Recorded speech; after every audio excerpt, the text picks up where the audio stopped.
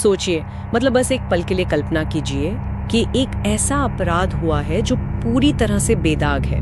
कोई फिंगरप्रिंट नहीं, कोई चश्मदीद गवाह नहीं है और हत्या का हथियार भी गायब है। हाँ, और ऊपर से खराब मौसम भी कातिल का ही साथ दे रहा है। बिल्कुल, सब कुछ एकदम एक अंधेरी परछाई की तरह आया और तबाही मचाकर चला गया।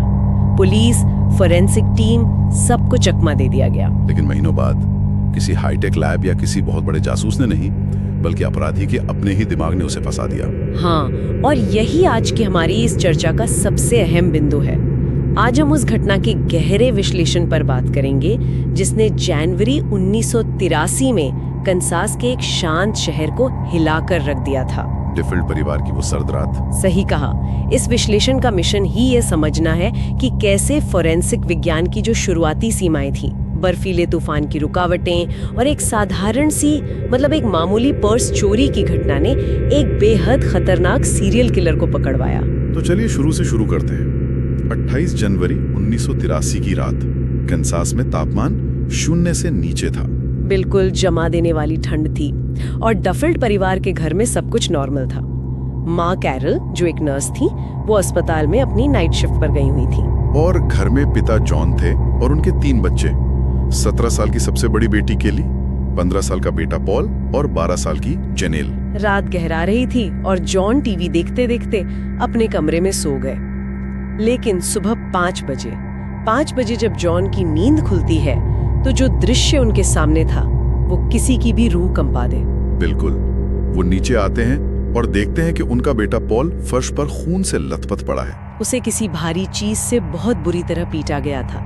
वो लगभग मरने की हालत में था। एक पिता क्या करेगा? जॉन पुलिस को बुलाने के लिए फोन की तरफ भागे, लेकिन फोन ने कोई टोन नहीं थी, लाइन काम नहीं कर रही थी। घबराहट में वो पड़ोसी के घर की तरफ दौड़ते हैं, वहां से मदद मांगते हैं और जब वो वापस लौटकर अपनी बेटियों को ढूंढते हैं तो उन्हें जेनेल मिलती है जिसकी उसी बेरहमी से हत्या हो चुकी थी। और सबसे खौफनाक बात ये थी कि 17 साल की केली घर में कहीं नहीं थी, वो गायब थी। अरे बाप रे, एक ही रात में इतना कुछ। जब पुलिस आई तो ये साफ था कि हमलावर ने किसी बेहद भारी और कुंद हथियार का इस्तेमाल किया था। और मजे की बात देखिए, जब घर के दरवाजे और खिड़कियों की जांच हुई तो पिछले हिस्से का दरवाजा खुला मिला, लेकिन उस पर टूटने या जबरदस्ती घुसने का कोई निशान नहीं था। मतलब या तो वो पहले से खुला था या कातिल के पास चाबी थी और घर के अंदर हाथापाई के कोई निशान नहीं थे।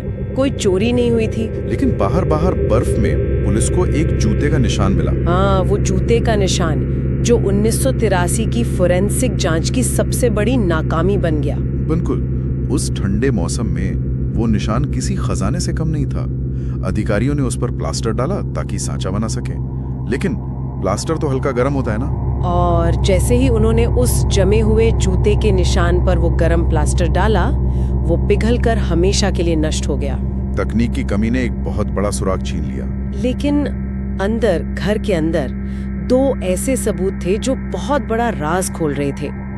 पहला था जेनेल के बिस्तर पर बिछी एक रबर की शीट। हाँ, क्योंकि जेनेल की तबीयत खराब थी। पुलिस ने देखा कि वो शीट अपनी जगह से हटी हुई थी और दीवार पर खून के निशान थे, जिन्हें फिंगरप्रिंट्स के लिए दीवार के उस हिस्से के साथ ही निकाल लिया गया। और दूसरा सबूत, ये मुझे सबसे ज्यादा चौंकाता है, फोन की लाइनें। वो लाइनें कटी हुई नहीं थी। और यही इस केस का सबसे बड़ा टर्निंग पॉइंट है। मतलब क्या? कैंची से नहीं काटा था? नहीं, जब फोरेंसिक विशेषज्ञों ने ध्यान से देखा तो तांबे के सिरे एकदम सपाट नहीं थे, वो खींचे हुए और नुकीले थे। अटचाल। लेकिन एक सवाल उठता है, एक ही घर में इतना क्रूर हमला होता है, 2 बच्चों को पीटा जाता है, एक को अगवा किया जाता है और पिता उसी घर में सो रहे हैं। ये अजीब लगता है, लेकिन हमलावर ने कुछ गलतियां की थी। उसका दिमाग कॉग्निटिव ओवरलोड में था। कॉग्निटिव ओवरलोड मतलब एक साथ बहुत कुछ चल रहा था उसके दिमाग में। बिल्कुल, उसका पूरा ध्यान फोन लाइनों को तोड़ने और केली को अगवा करने पर था। वो भूल गया कि उसके जूतों के निशान छप रहे हैं या रबर की शीट खिसक गई है। लेकिन पुलिस को जॉन पर शक हो गया था। हाँ, क्योंकि शुरुआत तो घर के अंदर से ही होती है। जॉन का शराब का पुराना इतिहास था। पुलिस को लगा शायद नशे में सब कर दिया। पुलिस ने उनके कपड़े जांचे, कमरा छाना, एक बूंद खून नहीं मिला। और सबसे बड़ी बात, जॉन ने पॉलीग्राफ टेस्ट भी पास कर लिया। वो बस एक बदनसीब पिता थे। जॉन के निर्दोष साबित होने के बाद शक गया केली के बॉयफ्रेंड नथानियल पर। क्योंकि केली गायब थी। और बाहर जो बर्फीला तूफान था। हाँ, केली सिर्फ एक नाइट गाउन में थी। इतने कम कपड़ों में बाहर का मतलब था मौत। उस तूफान ने पुलिस के सर्च ऑपरेशन को नामुमकिन बना दिया था। हेलीकॉप्टर कुछ देख नहीं पा रहे थे। नथानियल के घर से भी कुछ नहीं मिला। सब कुछ बंद गली लग रहा था। एक पड़ोसी ने किसी अनजान आदमी का स्केच बनवाया। वो आदमी खुद सामने आ गया कि मेरी तो कार खराब हुई थी वहाँ। सुराग मिल ही नहीं रहे थे। और पॉल, जो चमत्कारिक रूप से कोमा से बाहर आ गया था, उसे कुछ याद नहीं था ना? बिल्कुल, उसे रेट्रोग्रेड एमनीशिया हो गया था।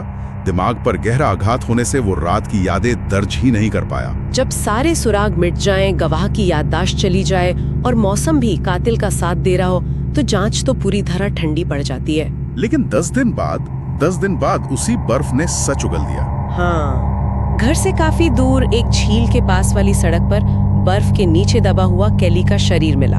उसका शरीर जम चुका था, वही नाइट गाउन पहना था और सिर पर वैसे ही भयानक घाव थे। पासी में हत्या का हथियार, एक भारी स्लेज हैमर पड़ा था। और ऑटोप्सी रिपोर्ट ने तो इस केस को पूरी तरह घुमा दिया। केली 6 हफ्ते की गर्भवती थी। इस खुलासे ने हलचल मचा दी। पुलिस को लगा मकसद प्रेगनेंसी छिपाना हो सकता है। लेकिन बॉयफ्रेंड नथानियल को इसके बारे में कुछ नहीं पता था। केस फिर से एक डेड एंड पर आ गया। ऐसा लगने लगा कि यह कभी नहीं सुलझेगा। लेकिन 3 महीने बाद शहर के एक रेस्टोरेंट के बाहर एक महिला का पर्स चोरी होता है। एक आम सी घटना। हाँ, पुलिस चोर को पकड़ती है, 21 साल का माइकल केड। अब आप सोचेंगे कि पर्स चोर का मर्डर से क्या लेना देना? हाँ, मतलब ये कनेक्शन जुड़ा कैसे? जब पुलिस ने पूछा कि पर्स कहाँ है, तो माइकल ने बताया कि उसने पर्स एक खास जगह फेंक दिया है। जब पुलिस वहां गई तो उनके पैरों तले जमीन खिसक गई। वो जगह बिल्कुल वही थी जहां केली की लाश मिली थी। बिल्कुल, और माइकल उसी इलाके में रहता था। जब पुलिस ने माइकल का पिछला रिकॉर्ड निकाला तो रोंगटे खड़े करने वाला सच सामने आया। मैंने पढ़ा था इसके बारे में। उसने एक स्कूल में घुसकर एक पालतू खरगोश को बहुत क्रूरता से मार डाला था। जानवरों के प्रति ऐसी क्रूरता, ये एक सीरियल किलर बनने के रास्ते का पहला कदम होता है, जिसे एस्केलेशन पाथ कहते हैं। और वो घरों में चोरियां भी करता था ना? और फोन की लाइनें? बिल्कुल, घर में घुसने से पहले वो फोन की लाइनें डिसेबल कर देता था। मतलब ये कोई रैंडम हमला नहीं था डफिल परिवार पर? नहीं, माइकल केट का केली के प्रति एक विकृत आकर्षण था, एक खतरनाक फैंटेसी। वो सिर्फ केली को अगवा करके उसका यौन शोषण करना चाहता था। और पॉल और जिनेल बस उसके रास्ते में आ गए इसलिए मारे गए? सही कहा। अगर वो पर्स चोरी में नहीं पकड़ा जाता तो पक्का आगे भी ऐसे ही मर्डर करता। लेकिन पुलिस के पास तो सिर्फ परिस्थिति जन्य सबूत थे। उसे सजा दिलाने के लिए तो कबूलनामा चाहिए था। और यहीं पे डिटेक्टिव हर्मन की पूछताछ की जो रणनीति थी वो मास्टर क्लास थी। उन्होंने क्या किया? उन्होंने पूछताछ के कमरे में पहले से ही वो हथौड़ा वो स्लेज हैमर टेबल पर रख दिया और माइकल को अंदर ले आए। बाप रे! हर्मन ने हथौड़े के बारे में एक शब्द नहीं कहा, बस नॉर्मल बातें करते रहे। लेकिन माइकल की नजर बार बार हथौड़े पे जा रही थी। मनोवैज्ञानिक दबाव। मुझे यहाँ थोड़ा रुकना होगा। मतलब क्या ये तरीका सही है? आप किसी इंसान के सामने हत्या का हथियार रखते हैं तो क्या वो डर के मारे कोई ऐसा झूठा जुर्म कबूल नहीं करने का जो उसने किया ही ना हो? ये बहुत ही वाजिब सवाल है। नैतिक रूप से ये बहस का मुद्दा है। झूठे कबूलनामे का खतरा हमेशा रहता है। हाँ, क्योंकि घबराहट में कोई भी टूट सकता है। बिल्कुल, लेकिन हर्मन ने होल्ड बैक एविडेंस का इस्तेमाल किया। वो सबूत जो पब्लिक को नहीं बताए गए थे। माइकल ने बचने के लिए एक सपने का बहाना बनाया। हाँ, उसने कहा कि उसने उस रात का एक सपना देखा था। इसे ईगो डिस्टेंसिंग कहते हैं। दिमाग खुद को बचाने के लिए सच को एक सपने की तरह पेश करता है। मैंने नहीं किया, ये तो सपना था। हर्मन ने उसे बोलने दिया। और उसी सपने में माइकल फंस गया। उसने बताया कि कैसे उसने पेचकस से फोन की तारों को खींचा और तोड़ा, वही स्ट्रेस टीयर जो पुलिस ने छिपाया था। और उसने उस रबर की शीट के खिसकने का भी जिक्र किया। ये बातें सिर्फ असली कातिल ही जान सकता था। उसका मानसिक कवच टूट गया और उसने अपना जुर्म कबूल कर लिया। उसे बिना पैरोल के आजीवन कारावास की सजा सुनाई गई। न्याय प्रणाली ने तो अपना काम कर दिया। लेकिन डफिल परिवार पूरी तरह तबाह हो गया। बिल्कुल। पिता जॉन, वो जीवन भर इसी अपराध बोध में घुटते रहे कि वो अपने बच्चों को बचा नहीं पाए। सालों बाद कैंसर से उनकी मौत हो गई। कैरोल और पॉल को जिंदगी भर इस सदमे के साथ जीना पड़ा। एक रात की क्रूरता ने सब कुछ खत्म कर दिया। ये कहानी सोचने पर मजबूर करती है कि हम अपने घरों में ताले लगाते हैं ये सोचकर कि हम बाहर के खतरों से सुरक्षित हैं। लेकिन माइकल केट कोई बाहरी नहीं था, वो उसी मोहल्ले का एक लड़का था। अक्सर खतरा टूटे हुए तालों से नहीं बल्कि उन अदृश्य चेहरों से आता है जो दिन के उजाले में हमारे आसपास ही घूम रहे होते हैं। तो हमारे सुनने वालों के लिए यही एक विचार है, क्या असली खतरा वो है जिसे हम पहचान नहीं पाते? इसी के साथ हम आज के इस गहरे विश्लेषण को यहीं विराम देते हैं। उन अनजाने चेहरों के बारे में जरूर सोचेगा।